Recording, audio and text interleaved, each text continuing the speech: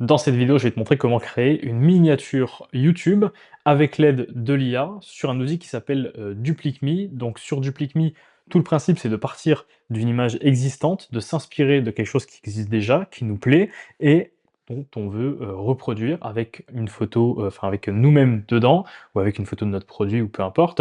Donc parce qu'il y a plusieurs modes, il y a le mode shooting où là on se met nous-mêmes en scène à la place d'une personne, donc on part d'une photographie qui existe et on se met dedans. Pareil pour de la photo produit, on prend une photo de notre produit, et on fait des photos produits de la même manière. Et donc là, ce que je veux vous montrer dans cette vidéo, c'est le mode miniature. Donc comment est-ce qu'on crée une miniature en quelques clics avec l'aide de l'IA sur DupliqueMe. Ce qu'il nous faut dans un premier temps, c'est une miniature d'inspiration. C'est une miniature qu'on veut recréer, modifier, un template ou ce genre de choses.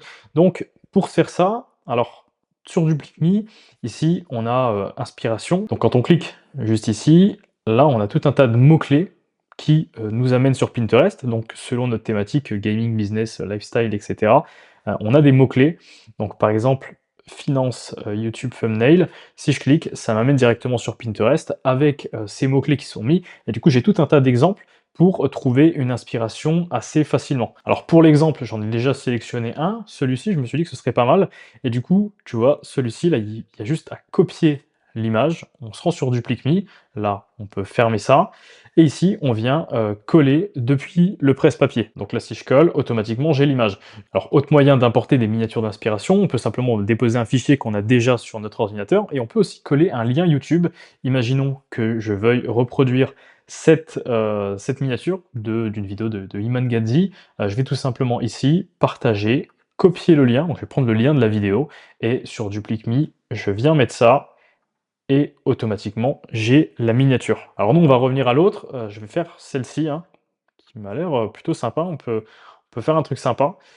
Et ici, ce qu'il nous faut, c'est des images de référence, donc des choses qu'on veut changer. Alors premièrement, ça va être une photo de nous-mêmes, là je veux, me mettre à la place de cette personne. Donc ici, j'ai des références qui sont déjà sur DupliqueMe, donc je clique, je vais utiliser celle-ci où je souris, Heu, voilà, et ici, au lieu de Canva, je vais mettre une image du logo de DupliqueMe, donc je vais le mettre à la place de Canva, et du coup, ici, on a quelque chose aussi à gauche, c'est donc les éléments de Canva qui sont du côté, et moi je vais mettre ce qu'il y a ici sur DupliqueMe. Donc j'ai fait une capture d'écran tout à l'heure, boum, je l'ajoute juste ici, et là, je vais pouvoir simplement dire, ce que je veux et où est-ce que je les mets. Donc par exemple, l'image 1, je vais dire: «Mets cette personne à la place de la personne sur l'image». Le logo ici, je vais dire: «Mets ce logo à la place du logo de Canva, mets-le, petite virgule, mets-le aussi en 3D, légèrement incliné». Et ici, donc là c'est la capture d'écran de la sidebar qui est ici, je vais dire: «Mets ça à la place des éléments en arrière-plan à gauche». Je pense qu'il comprendra. Et ici, je vais lui dire, au lieu de, je vais citer le texte qui est sur l'art, au lieu de sur l'art, écrit DupliqueMe. Au lieu de la lumière bleutée en arrière-plan, je veux plutôt un fond noir et une lumière orangée. Et je vais dire aussi, et les petites écritures en bas à gauche, supprimer. Et donc là, c'est bien sur Nano Banana Pro, donc c'est le mieux. GPT Image 1.5 est plutôt bien. Alors le problème, c'est qu'il n'y a pas du 16/9 directement avec ChatGPT, donc on peut faire un paysage photo. Donc ça rend, pour des miniatures plutôt simples, c'est pas mal, mais si on veut vraiment le meilleur résultat, Nano Banana Pro est top.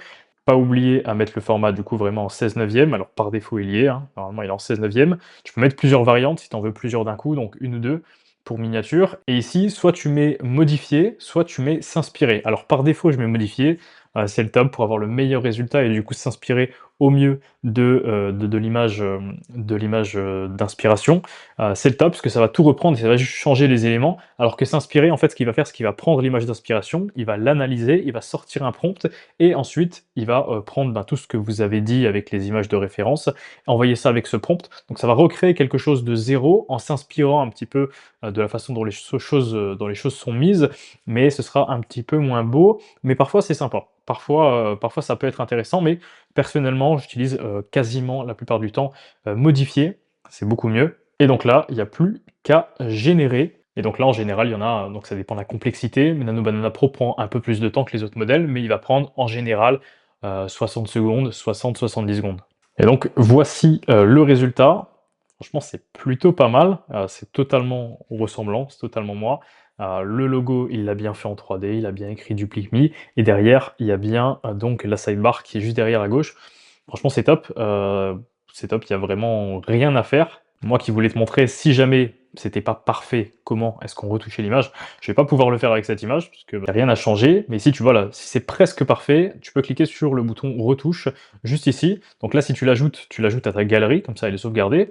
HD ici, donc c'est pour la télécharger directement. L'upscale, si tu veux l'upscaler et avoir une meilleure résolution. Et donc retouche, ça l'amène directement sur le mode retouche pour la retoucher. Donc là, si je clique, automatiquement, je suis sur le mode retouche. Donc pour cette image, c'est pas forcément utile, mais je vais te montrer par exemple d'autres miniatures que j'ai générées. Donc on va en retoucher une ensemble, mais je vais te montrer d'autres exemples. Par exemple, celui-ci et celui-ci qui sont vraiment pas mal. Donc ça, c'était l'image d'inspiration. Il a changé le texte, mon visage, l'appareil, l'appareil. Donc là, ça c'était l'image d'inspiration. Et donc ça c'est l'image qu'il a fait. Et ici, ce sera peut-être la miniature de cette vidéo. Il y a quelques petites choses à changer, par exemple là tu vois il y a 2 icônes Photoshop. Bah là par exemple on pourrait aller sur retouche et les supprimer ou les remplacer. Et du coup, voici ce qu'il a généré.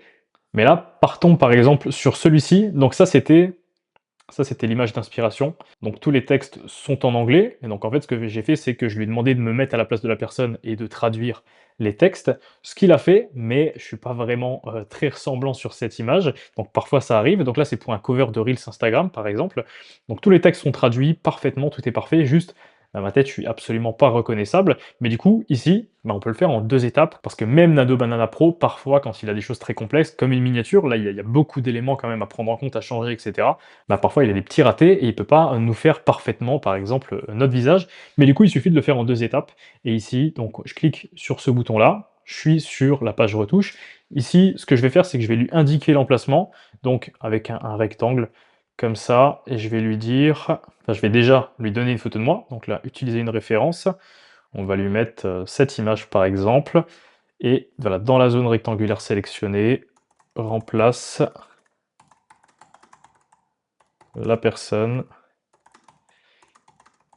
par la personne sur l'image 2. Parce que tu vois, elles sont annotées les images que tu rajoutes, et l'IA les reçoit dans cet ordre, donc image 2, si je rajouterai une autre, ce serait image 3, etc.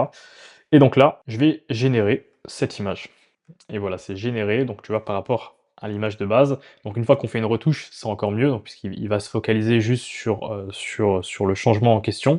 Alors là, par exemple, ce que j'ai fait, c'est que j'ai mis un emplacement avec un petit rectangle orange, comme tu as vu, ce qui est pas forcément utile quand c'est juste pour remplacer le visage de quelqu'un, puisqu'il sait localiser la personne sur l'image, mais ça aurait pu être utile, donc c'est plus pour te montrer cette fonctionnalité, mais ça aurait pu être utile si j'aurais voulu cibler par exemple que ce petit icône-là. Dans ce cas-là, ça aurait été intéressant de le pointer avec une flèche ou de l'entourer avec ce petit rectangle orange. Mais voilà, en tout cas, ça marche quand même, et le résultat est plutôt bon. Donc voici pour cette vidéo sur comment créer une miniature YouTube, un cover de Reels Instagram, avec l'IA, avec Nano Banana Pro, tout ça à l'intérieur de Duplique Me. Si jamais tu veux en savoir plus sur Duplique Me, je te mets le lien juste en dessous de cette vidéo.